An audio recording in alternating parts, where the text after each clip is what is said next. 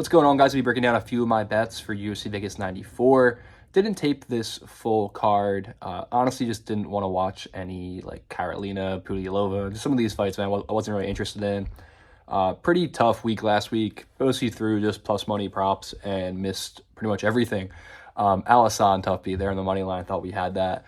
Overall, trying to get back on track this week. Like I said, we're probably down like 3 units overall last week. So a couple spots sticking out, man. Let's get right into this one. My first bet of the night is on Loic Radzhabov over Trey Ogden. So I bet Loic in his last fight over Al-Sawadi. And I think stylistically we have, honestly, a lot of things similar there. So I thought Al-Sawadi, people were backing him there as a favorite due to his performance over George Hardwick, but mainly just volume, supposed cardio advantage, and, possibly working in his wrestling. I think the same could be said about Trey Ogden here. He will need to work in his wrestling early. I mean, maybe he can land the more volume on the feet in a striking fight, but I just feel like the hardware here, pretty big power discrepancy. So I'll start on the Ogden side. I bet him in his UFC debut against Jordan Leavitt. Watched his regional tape, and I'm like, whoa, he's going to like outstrike this guy, like Jordan Leavitt, by a decent bit. And that just wasn't the case, man. He got like tripled up in like round 2, mostly leg kicks, but at the end of round 2, like Leavitt was even put some hands on him. Round 3, Ogden gassed there a bit. I know we haven't really seen like his cardio tested as much in some of these fights, but man, I don't even trust him extended. Like, I know people are going to talk about Loic gassing, but I think the cardio here is like pretty evenly matched. Ogden does have a good win over Daniel Zellhuber. He is very defensive on the feet. He's going to, skirt the outside, throw the leg kick, land the jab. Good striking defense. He can work in some wrestling. I just don't think his wrestling's that good. I think Loic is going to be the better wrestler here, especially early in this fight. I mentioned this last fight with Al-Sawadi. Loic's physicality, I think, will be massive here. I think early on, round 1, round 2, I think Loic is going to have the wrestling upside. And I do think, Ogden may get him down, but I don't think he's going to control him at a high clip early in this fight. If he were to find success in the wrestling, it's probably if Loic gassed. But as I mentioned, I don't even trust like Ogden's gas tank. So I think the upside early for the wrestling is going to be Loic. I think striking exchanges, just the hardware difference here, is going to be pretty big. Ogden can land some volume, win some minutes that way, but he's going to lose the moments when like Loic is just walking forward, just throwing big shots. I don't love Loic's technical striking. His footwork is pretty bad. He makes a lot of mistakes in there. He's always crossing his feet, but he doesn't really give a shit, man. He just like walks forward and just continues to throw. Not the highest volume guy, but when he lands, it does score well. So I like Loic here. I don't know if I would get to the KO number. I know it opened plus 400 on Bet Online. I was waiting for more books to open it up, but they were a little slow this Thursday on some of these early prelims. So for now, man, I just got Loic Radzhabov moneyline minus 112 for 1.1 units. So just going to win. I think it's to win like 495 around there. Overall, man, I do think I'd line Loic here probably closer to minus 140, minus 150. So this line I think is playable, close to 60%. Next fight up, man, we got Zhang Yang Li versus Haider Emil. So these are both, I think, both have one fight in the UFC. And they probably fought, that was the same card, was it? Honestly, it may have been. Around February, both these guys fought. Haider Emil had a pretty favorable matchup in Fernie Garcia there. Up a weight class, I want to say he was stepping in on even short notice there. And Fernie really didn't have an answer for Haider Emil.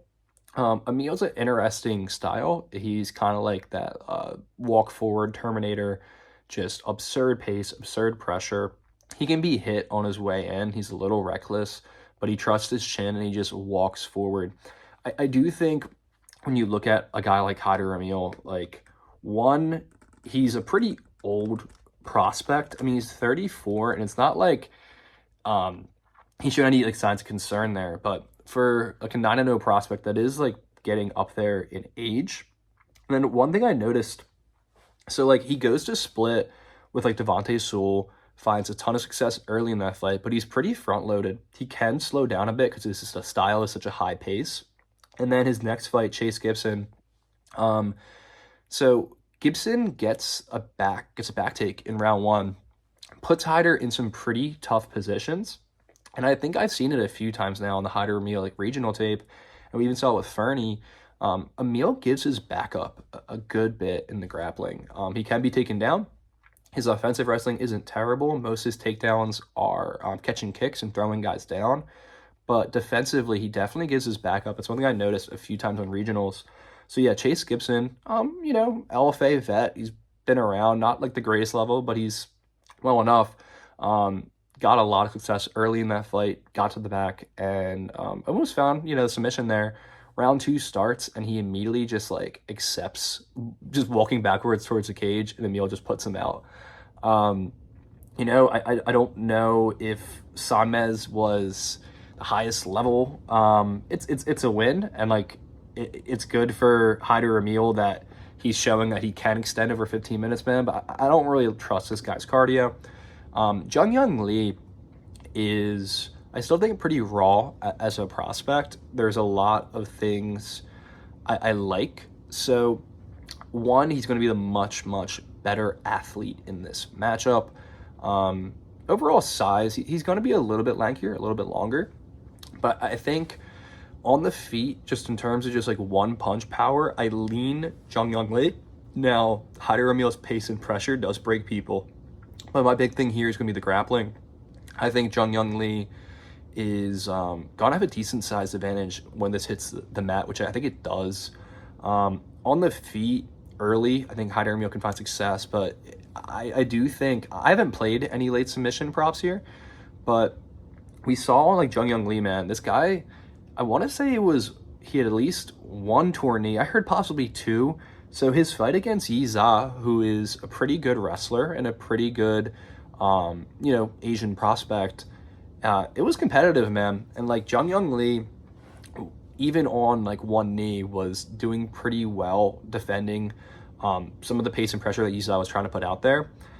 In this matchup, I just think he's going to land the better shots. And I think he will find a submission down the stretch here, round 2 or round 3. I saw a plus 700-ish on Bet Rivers, Unibet, and probably going to get on that too. Probably a little Jung Young Lee submission. All right, guys, finally, this was one of my bigger bets I've locked in. So we played Jung Young Lee 1.5 units at minus 175. And we got the 1.1 units on Loic Radzhabov. My last bet I have currently right now, I'll probably get to more, but for now, it's going to break down these 3 fights. We got Bruno Silva and Cody Durden. The first thing I played here was Bruno Silva ITD plus 375 on Bet365. How is the under 2.5 plus 180, but Bruno Silva ITD is near plus 400. Didn't really get that. I don't give Durden much finishing equity here. I mean, maybe if he was able to gas out Bruno Silva late, and I don't know. I just saw the finishing upside is pretty heavily in favor of Bruno Silva here. So Cody Durden, I think he's someone the market's definitely underrated a bit. So he's only been a favorite in one UFC fight ever. That was a Richie Long up a weight class. I don't know by current judges' criteria that he even won that fight. I think Richie Long down the stretch probably did the better work on the feet. And then his UFC debut was Chris Gutierrez, had a great round 1 there. Short notice, another one up a weight class, 135. And he was able to get Chris Gutierrez down early, land a ton in ground and pound in round 1, control the majority of the round, and got a 10-8 there. He did slow down round 2, round 3, got his leg chewed up a bit. I think Chris Gutierrez is a much different kicker than Bruno Silva here, but I do think the leg kicks will come into play here. Overall with Durden, I don't think his striking is that bad. Offensively, he's pretty active. He's high volume. It's good pace. It's good pressure. It scores well, but we have seen him hurt. And it's interesting, the guys that are hurting him are, Muhammad Makayev, who came out with a crazy flying knee, hurts him there, locks in, pretty nasty guillotine there. And then we saw Tagir sit him down as well. Both guys that knocked him down have been grapplers.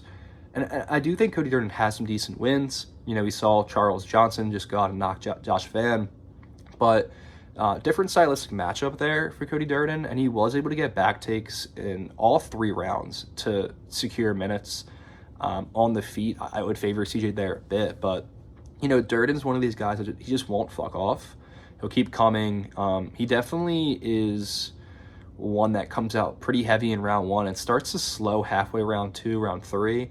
Pushes through well. He's still very high volume, but his wrestling isn't as effective the later fights extend. Bruno Silva's takedown defense is really, really good, man. So we saw Tagir get Bruno Silva down a bit early in that fight, but it was mostly with Tagir's body locks and trips are just very high level. We saw late in round 3, there's 2 attempts for singles where Bruno Silva's sprawling late in that fight looked really, really good. He got his own takedowns there. His offensive wrestling, honestly, I think Bruno Silva may have, yes, Cody Durden's gonna chain wrestle and put a lot more takedowns out there, but I think Bruno Silva may be the better wrestler here of the 2. And on the feet, I just like Bruno striking a lot, man. He's really, really explosive. We've been seeing him, a lot of improvements. Both these guys knocked out JP Buys in different ways, but I think it is impressive how he dealt with Tyson Nam. That front kick that he throws out there is just so well timed. He's got that spinning back fist. He'll got a spinning wheel kick he'll work in there as well. Mainly with his striking, though, it's that calf kick and then the right hand. That right hand is nasty, man. He sits down. It's pretty quick. I think there's a decent speed gap on the feet. So like I mentioned, I think Bruno Silva can, especially early, defend the wrestling of Cody Durden and just land the big shots. I think once he takes out that lead leg a bit, if he is, sprawling early and not being taken down, I think he can, he's live to knock out Durden here. And that could come any round. I don't really have a lean here in terms of what round it would be. And then I do think Silva's submission is live. We've seen Durden submitted. That's how he's lost his fights, is usually by submission. He does really well in decisions in the grand scheme. Some are close, but usually 29-28s. But I do think Silva can find the sub if he was guillotine. I don't know if he gets that, but I think he could get to the back here if he sprawled out and maybe lock it in late, like rear naked choke or something. But overall, I think he can spark Cody Durden on the feet. So I played plus 375 on the ITD prop. This is plus 240 on BetOnline and some other books. I want to say best available right now is Unibet plus 320. Pretty solid number if you ask me. I play this all the way down at plus 250, so I like the number. And then I do have Moneyline as well, plus 105 for 1 unit. So yeah, man, I think, Cody Durden probably can win a decision if he's finding success in the wrestling and he lands more volume on the feet. But I think there's a lot more paths for Silva here. I think he can finish him, whether that be a knockout, whether that could be a submission. And I think in a decision, I think he does land the better shots and have the better moments in this fight. So yeah, give me Bruno Silva here. It is weird that both you guys are at ATT, but I don't get why they're doing that. But either way, I think Bruno Silva stylistically is just a better matchup for him. I don't think Durden, best case scenario here for Durden, I think it looks like probably a 29-28, where I like Silva here. So overall, guys, we got Loic Radzhabov 1.1 units. We got Bruno Silva moneyline and Bruno Silva ITD plus 375, and then Jung Young Lee minus 175 for 1.5 units. That is it, guys. If you liked the video, please like, subscribe. Let's make some money this weekend.